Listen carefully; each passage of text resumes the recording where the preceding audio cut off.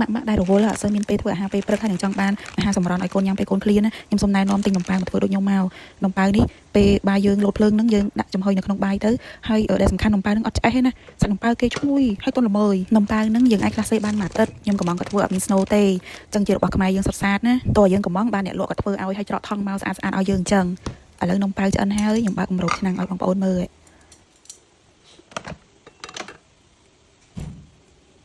ឈ្ងុយ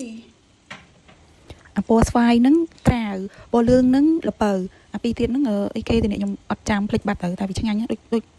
ដោះគោបន្តិចដូចអីទេនេះអាពណ៌ធម្មតានេះឈ្ងុយដល់នោះមែនឈ្ងុយដល់នោះមែនសំបីប្តីខ្ញុំក៏ថាឈ្ងុយដែរចាក់វាមើលទៅឃើញថាវាឆ្អិនល្អ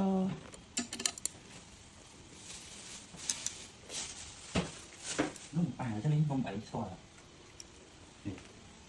នេះនំស្លឹកស្រស់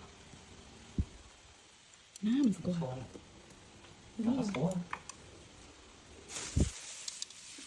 ណាមិនស្គាល់នំស្លឹកស្រស់មានដល់បងប្អូនគេស្គាល់ចោះកើតនេះណែអូយហើយខ្ញុំក៏យកមកទុកលើតុក្របទុកឲ្យកូនញ៉ាំភាសាពេលរសៀលកូនឃ្លានទីទៀតកូនគេចុះមកហើយចាំទៅប្រាប់ថាឃ្លានញ៉ាំនំមកញ៉ាំនំណា